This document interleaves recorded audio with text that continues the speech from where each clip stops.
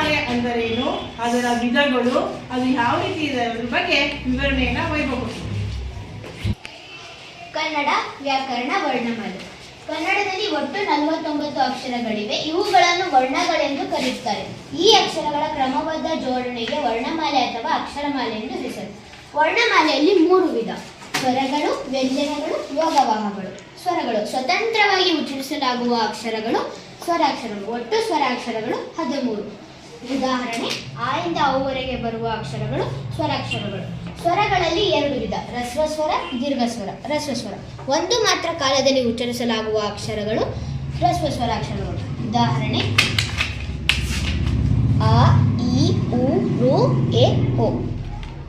ದೀರ್ಘಸ್ವರ 2 ಮಾತ್ರ ಕಾಲದಲ್ಲಿ ಉಚ್ಚರಿಸಲಾಗುವ ಅಕ್ಷರಗಳು ದೀರ್ಘ ಸ್ವರಾಕ್ಷರಗಳು.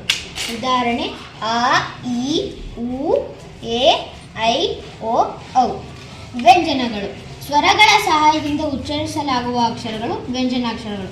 ಒಟ್ಟು ವ್ಯಂಜನಾಕ್ಷರಗಳು 34. ಉದಾಹರಣೆ: ಕ ಪ್ಲಸ್ ಅ, ಖ. ಚ ಪ್ಲಸ್ ಅ, ಛ. ಟ ಪ್ಲಸ್ ಇ, ಟಿ. ವ್ಯಂಜನಗಳಲ್ಲಿ 2 ವಿಧ: ವರ್ಗೀಯ ವ್ಯಂಜನ, ಅವರ್ಗೀಯ ವ್ಯಂಜನ.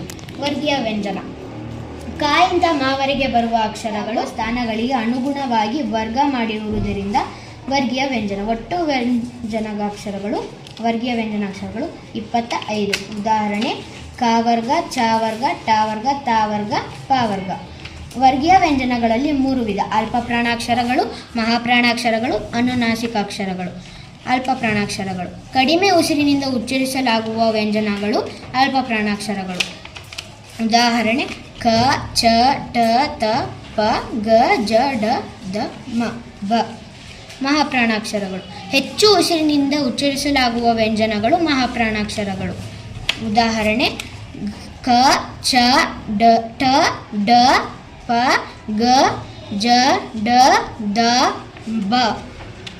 ಅನುನಾಸಿಕಾಕ್ಷರಗಳು ಮೂಗಿನ ಸಹಾಯದಿಂದ ಉಚ್ಚರಿಸಲಾಗುವ ಅಕ್ಷರಗಳು ವ್ಯಂಜನ ಅನುನಾಸಿಕ ಅಕ್ಷರಗಳು. ಉದಾಹರಣೆ: ಜ್ಞ, ಜ್ಞ, ನ, ನ, ಮ.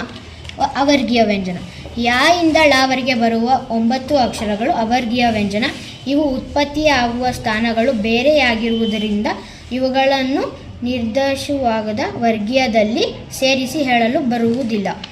ಉದಾಹರಣೆ: ಯ, ರ, ಲ, ವ, ಶ, ಶ, ಸ, ಹ, ಳ. ಯೋಗವಾಹಗಳು ಯೋಗ ಎಂದರೆ ಕೂಡು, ವಾಹ ಎಂದರೆ ಹೋಗುವ ಎಂದರ್ಥ.